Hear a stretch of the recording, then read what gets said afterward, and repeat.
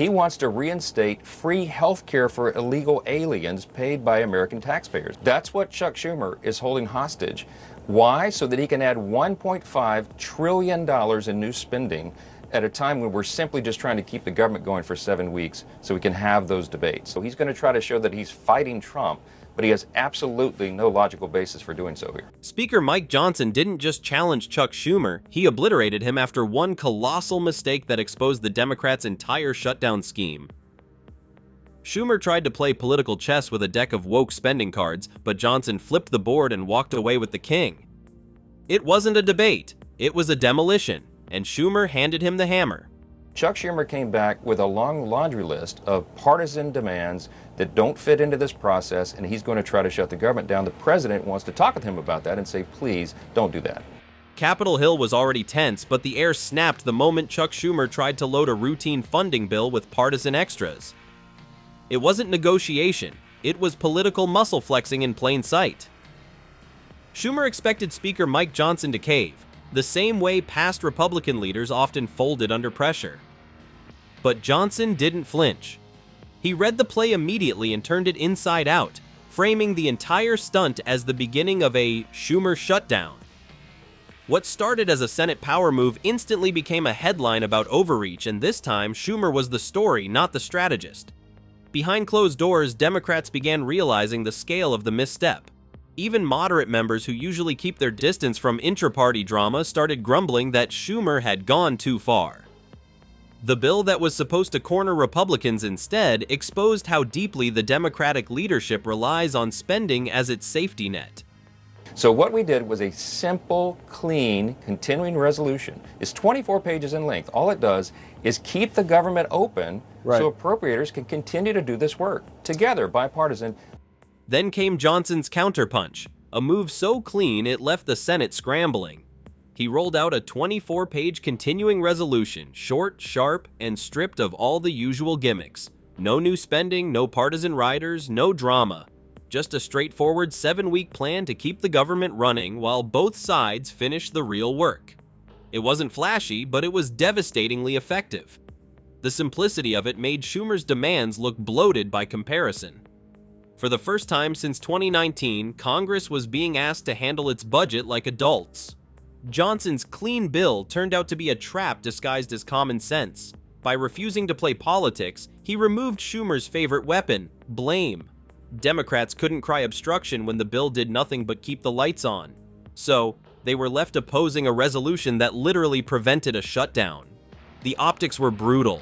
Schumer had maneuvered himself into a corner where saying no made him look like the one holding the country hostage. That's what Chuck Schumer is holding hostage. Why? So that he can add $1.5 trillion in new spending at a time when we're simply just trying to keep the government going for 7 weeks so we can have those debates. It's wrong. And then the kicker, reports started surfacing about what Schumer's team had been pushing behind closed doors. Hidden in the fine print of their proposals was roughly $1.5 trillion in extra spending. We're talking money for programs most Americans didn't even know existed. Transgender healthcare expansions, aid for undocumented immigrants, and overseas equity projects that had nothing to do with U.S. governance. One item in particular lit up social media: foreign aid funds being used for transgender puppet shows through USAID.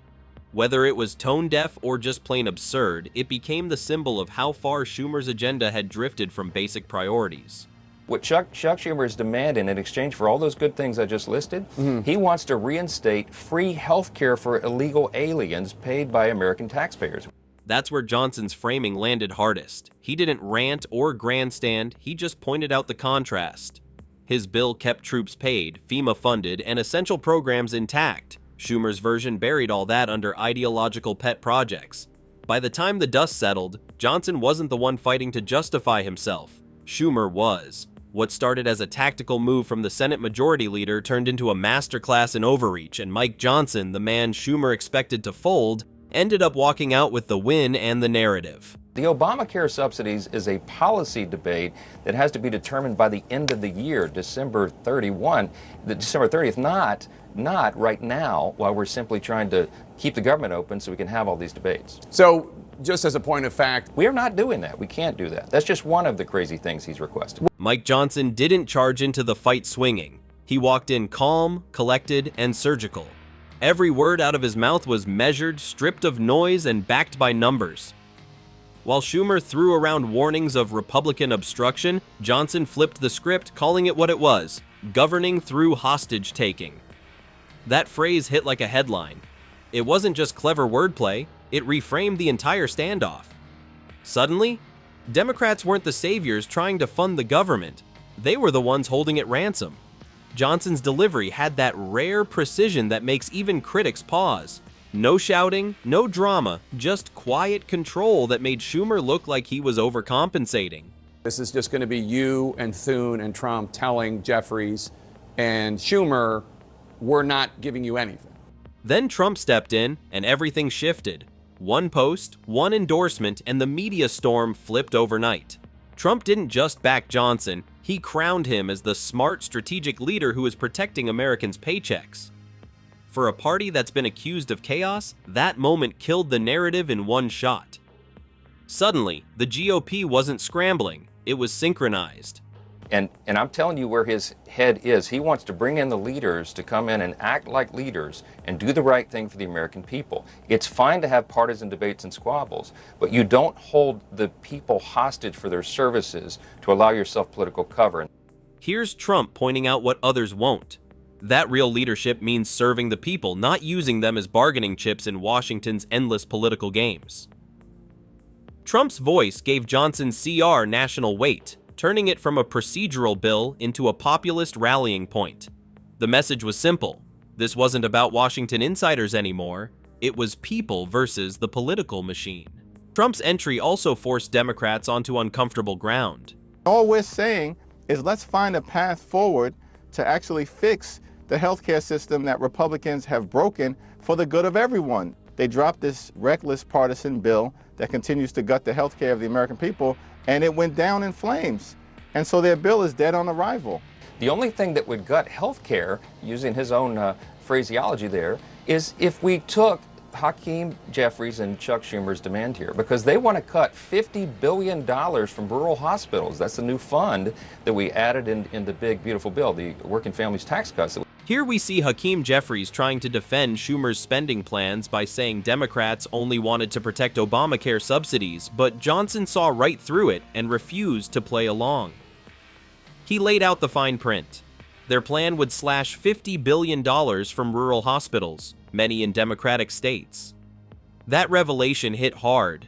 It turned Schumer's "Healthcare for All" slogan into a political punchline. The more Democrats tried to defend it, the more hollow it sounded. Even Senator John Fetterman, usually loyal to party messaging, wouldn't back the shutdown idea. The unity Schumer depended on started to slip, and for the first time in months, the Senate floor didn't look like his turf. It looked like Johnson's. But yes, it is illegal for illegal aliens to receive health care paid for by hardworking American taxpayers. Here's where the frustration of many Americans comes through clearly, as they see it as completely unfair for illegal immigrants to receive health care paid for by the very taxpayers struggling to make ends meet. The so-called equity funding Schumer kept pushing was supposed to sound compassionate, but it blew up faster than anyone expected. Once the details surfaced, it stopped looking like social progress and started looking like a business model. To many, it felt like yet another example of Washington dressing up bad policy in nice words, while ordinary citizens are left to carry the cost. I see, that's where I disagree with it, because even the people supplying for these transgender surgeries, they don't care about the people they're operating on. They just see dollar signs. The debate grew so heated that Griffey, the American reporter, couldn't hold back his frustration. He broke it down perfectly, explaining that this wasn't about rights or equality, it was about profit. He pointed straight at the growing industry around transgender healthcare, where hospitals and pharmaceutical companies see dollar signs first and patients second. The outrage didn't come from conservatives alone. Even some moderates started asking why taxpayer money was being funneled into causes that seem more ideological than practical. Johnson's focus was clear. Taxpayer money should benefit the people who actually pay it. He avoided diving into culture wars and instead reframed the issue with sharp, practical reasoning. He argued that public funds should build schools, fix roads, and support veterans, not bankroll social experiments. That message struck a chord with many Americans as prices climbed and local programs faced cuts. Meanwhile, Schumer's defense of his equity agenda began to sound out of touch, leaving Democrats stuck between activist pressure and public frustration. Now, Schumer's failed attempt, which I think is likely, I mean, it's possible they'll go all the way with it, but it really would hurt them a lot. So I think it's more likely they'll get something done. Because if they do, it would really hurt them come the 2026 midterms. Schumer's struggle to reach a deal left Democrats looking uncertain and under pressure, while Republicans saw an opening to turn the situation to their advantage. That's where the bigger story began. It wasn't just about a funding bill, but about how this moment could reshape the political map heading into 2026. Johnson's win didn't just boost his standing, it gave Trump something priceless: credibility as a strategic leader. The narrative shifted from chaos to control. Republicans started treating the Schumer shutdown not as a crisis but as a political gift, proof that Democrats would rather gamble with paychecks than compromise.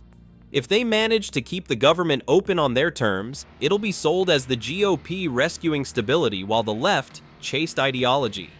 Now, the real issue here is Chuck Schumer has been exposed many times. He's a corrupt man with a history of bending over to allow the progressive left wing of his party dictate the path of the entire Democratic Party. Let's be honest, this entire debate pulled the curtain back on Chuck Schumer's real intentions. What we saw wasn't leadership, it was desperation. Every line, every excuse sounded like another attempt to twist the truth and protect his own political power. While he talks about helping Americans, the money trail always seems to lead back to Washington insiders. Speaker Johnson and Trump exposed how the so-called equity funding was never about fairness, it was about control and cash flow. The message is clear: the American people are waking up and they're done paying for political games.